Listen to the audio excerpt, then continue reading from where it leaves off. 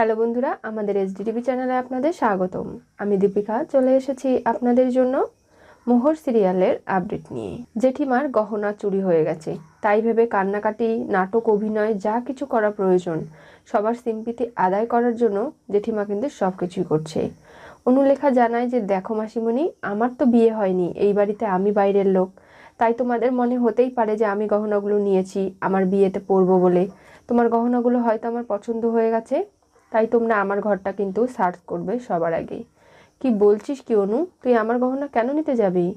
দেখো মাসিমণি, অনেকের মনে সংশয় থাকতেই পারে, সেটা দূর হয়ে যাবে, আর আমিও নিজে যে আসলে চুরিটা করিনি সেটা সবার সামনে প্রমাণও করে দিতে পারবো। দেখো অনুলেখা দি, তুমি যদি আমাকে ইঙ্গিত করে থাকো তাহলে ভুল করছো। আমার গহনা গাটির উপর কখনোই কোনো লোভ ছিল না, আর আমি গহনা জেঠিমার নেইও নি। তবে তুমি বলছো যে আমি তোমাকে সন্দেহ করছি। আমি কেন সন্দেহ করতে যাব? এখানে আমরা বাড়ির প্রত্যেকটা মানুষ আপনজন, কে নিয়েছে তার কোনো হদিশ নেই। সেটা খুঁজে বের করার জন্যই তো এত কিছু করা হচ্ছে। পুলিশ যা যা কিছু করতো, আমরা না হয় সেই সব কিছু করে নিজেদের বাড়ির মানুষের মান সম্মান রক্ষা করে গহনাগুলো বের করলাম। মোহর তো ঠিকই কথা বলেছে। জানেন তো জেঠুমনি, একটা কাজ করা উচিত। আমরা কেউ কারো ঘরে এখন যেতে পারবো না, আর কেউ বাড়ি থেকেও বেরিয়ে যেতে পারবো না। যে গহনাটা সরিয়েছে সে নিশ্চয়ই এখন ঘরে গেলে অন্যজনের ঘাড়ে সেই দোষটা চাপানোর চেষ্টা করবে, আর সেটা যাতে করতে না পারে সেই ব্যবস্থা কিন্তু আমাদেরই নিতে হবে। তুমি ঠিক বলেছো মোহর, কারণ আমি তো পুলিশের কাছে অভিযোগ করতে পারবো না, আমার বাড়ির মান সম্মান চলে যাবে। এখন নিজেরাই যা কিছু করা সম্ভব, যতটা করা যায় সেটাই করতে হবে। কি বলছো কি বড়দা তুমি? বৌদির ঘর থেকে এতগুলো টাকার গহনা উধাও হয়ে গেল। আজকে গহনা চুরি করে নিয়ে গেছে, কালকে জমির দলিলপত্র সবকিছু নিয়ে যাবে, পরশুদিন আরেকটা জিনিস নিয়ে যাবে। তুমি কি সবকিছু মুখ বুজে সহ্য করবে? শুধুমাত্র বাড়ির মান সম্মান চলে যাবে ভেবে তুমি পুলিশের কাছে অভিযোগ করবে না? না দেখো ছোটু, আমাদেরকে যা কিছু করতে হবে বুদ্ধি করে করতে হবে। শঙ্খ বিশ্বাসই করতে পারছে না, ভাবে যে বাইরে থেকে কেউ ছাড় টপকে এসে জেঠিমার ঘর থেকে গহনাগুলো নিয়ে যায়নি তো। সেটা কি করে সম্ভব শঙ্খ? কারণ বাইরের দরজাটা শ্রমণা নিজে লাগিয়েছে, আর এক ছাড় টপকে যদি ঢোকে তাহলে তো বাইরের দরজা খুলে তাকে বেরিয়ে যেতে হতো, সেটা তো সে করেনি। আমি বুঝতে পারছি না, জানো তো জেঠিমা, বাড়ির প্রত্যেকটা মানুষকে সন্দেহ করা, এইভাবে কাঠগড়ায় তোলা, এটা কিন্তু একদমই ঠিক হচ্ছে না। আমরা কিন্তু একে অপরের সাথে সম্পর্কের ভাঙনে জড়িয়ে পড়বো, বুঝতে পেরেছো? তাই তো বলছি শঙ্খ, এই সব কিছু বাদ দাও, ঘর সার্চ করার কোনো প্রয়োজন নেই। সব কিছু বাদ দিয়ে আমার গহনা গেছে তা কি হয়েছে? এত বছর বাড়িতে এত কিছু রাখলাম, কোনোদিন কিছু হলো না, আর এখনই হঠাৎ করে এইসব কিছু হয়ে যেতে হলো। পরশু দিনও তো আমি গহনাগুলো পরে গেছি, সবাই দেখেছে, বিশ্বাস করো। সে গহনাগুলো আমি আমার আলমারিতেই রেখেছিলাম। আমার একটু তন্দ্রাভাব এসেছিল ঠিকই, তবে আমি এটা জানি আমার ঘরে বাইরের লোক কেউ আসেনি, বাড়িরই লোকজন সবাই এসেছিল। তাহলে বাইরের কাকে ধরতে যাব আমি? দেখো তুমি এইভাবে কান্নাকাটি কেন করছো? গহনা ঠিক বেরিয়ে যাবে, গহনা হয়তো বাড়িতেই রয়েছে, বাড়ি থেকে কোথাও যায়নি। শঙ্খ, আমি বলি কি, তুমি দিয়া ময়ূর এদেরকে নিয়ে সবগুলো ঘর সার্চ করতে শুরু করে দাও, সেটাই একমাত্র শ্রেষ্ঠ উপায়। তাহলে বোঝা যাবে কে নিয়েছে কে নেয়নি। মোহর, তুমি আমার সাথে যাবে ঘর সার্চ করতে? না, আমি যাব না। আমার মনে হয় জেঠিমার আলমারিটা খুব ভালো করে দেখা উচিত। হয়তো শাড়ির ভাঁজে জেঠিমা রেখে দিয়েছে, কিন্তু নিজে মনে করতে পারছে না। এখন আলমারিটা খোঁজ করলে হয়তো জেঠিমার আলমারি থেকেই পাওয়া যেতে পারে। তুমি ঠিক বলেছো মোহর, আর সেটা হলে আমি খুব খুশি হব, কারণ বাড়ির প্রত্যেকটা মানুষকে অবিশ্বাস করতে আমার খুব কষ্ট হচ্ছে। দেখো শঙ্খ, আমার ঘরটাও কিন্তু তুমি সার্চ করবে। কি বলছো কি বৌদি ভাই তুমি? কারণ এই বাড়িতে বাবা, আমি আপনার অনুগ্রহে থাকি। আপনার ছেলে তো কোনো সম্পর্ক যোগাযোগ আমার সাথে রাখেনি, বা রাখবেও না ভবিষ্যতে, সেই আশাও আমি করি না। আমার শ্বশুর শাশুড়ির টাকা পয়সায় আমি চলছি। তারা হয়তো ভাবতে পারে যে এতগুলো টাকার গহনা আমি হয়তো সরিয়ে ফেলেছি, হয়তো বিক্রি করে টাকা নিয়ে নিজের ভবিষ্যৎ জমানোর কারণে আমি এইসব কাজ করতেও পারি। তাই যখন আমার ঘরটা সার্চ করা হবে, আমি যে আসলে এই কাজটা করিনি, বদনাম আমার কোনো মাথায় থাকবে না, আর সেটাই আমি চাই। দেখলে তো বড়দি, এত বছর ধরে এই বাড়িতে সংসার করছি, কোনোদিন এরকম ঘটনা ঘটেনি, আর আজকে এরকম কিছু ঘটে গেল। বাড়িটা আমাদের কোথায় চলে গেছে সেটাই তো বোঝা যাচ্ছে না। দেখো, আমার ঘরটাও তোমরা সার্চ করে নিও, কারণ এই বাড়িতে আমিও বেশি দিন হলো আসিনি। আমি এই বাড়ির বউ হতে পারি, তাই বলে আমি কোনো দোষ ঘাড়ে নিতে পারবো না। হয়তো সবারই মনে সন্দেহ থাকতে পারে যে মোহর এই কাজটা করেছে হয়তো, কিন্তু যখন আমার ঘরটা সার্চ করা হবে তখন সবাই বুঝতে পারবে যে আমি কোনো জিনিস নেইনি। মোহর, তুমি এসব কি বলছো? কি আবার বলছি শঙ্খ, ঠিকই তো বলেছি। দেখো, অনুলেখা যদি বাইরের লোক হয়, ওর ঘরটা যদি আমরা সার্চ করতে পারি, ওর মাসিমণির গহনা নেবে? এটা আমরা বিশ্বাস করি না। তেমন মোহরও এই বাড়ির বউ, কিন্তু মোহর নিজে থেকে যখন নিজের ঘরটা সার্চ করতে বলছে, তখন শঙ্খ তুই কেন বাধা দিচ্ছিস? কিছু পাওয়া গেলেও আমরা সেটা জানতে পারবো, আর না পাওয়া গেলেও মোহরকে আমরা সন্দেহ করব না। কাউকেই সন্দেহের তালিকা থেকে বাইরে বার করে দেওয়া যাবে না, বুঝতে পেরেছিস? কি বলতে চাইছো কি ছোটকা? তুমি কি মোহরকে সন্দেহ করছো? কেন আমি মোহরকে সন্দেহ করতে যাব? আমি যেটা সত্যি সেটাই তো বললাম। সবার ঘরগুলোই সার্চ করা হোক, তাহলে সত্যিটা ঠিক বেরিয়ে আসবে।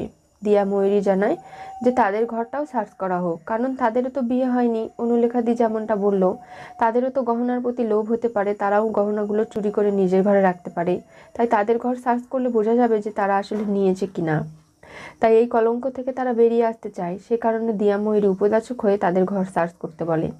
আর মোহর যখন নিজের ঘর সার্চ করতে বলে, তখনই দিয়া ময়ূরী, অনুলেখা সবাই খুশি হয়ে যায়। জেঠিমার নাটকও বন্ধ হয়ে যায়, কারণ তারা তো জানে তারা মোহরের ঘরেই ব্যাগটা রেখেছে।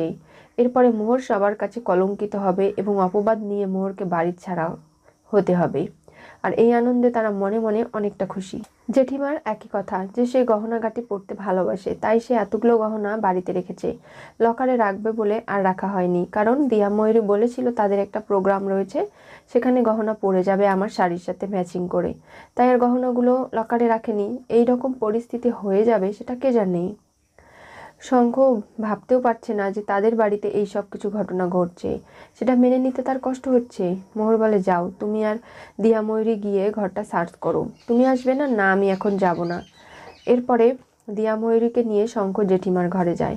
সেখানে গিয়ে প্রথমেই জেঠিমার আলমারি থেকে সমস্ত কাপড় চোপড় বের করে সব কিছু খোঁজাখুঁজি করে তন্ন তন্ন করে, কিন্তু কোথাও কোনো হলুদ কালারের ব্যাগ পায় না যেটাতে গহনা ভর্তি ছিল। শঙ্খ বলে, তাহলে কোথায় গেল গহনার ব্যাগটা? কোথায় আবার যাবে দাদা ভাই?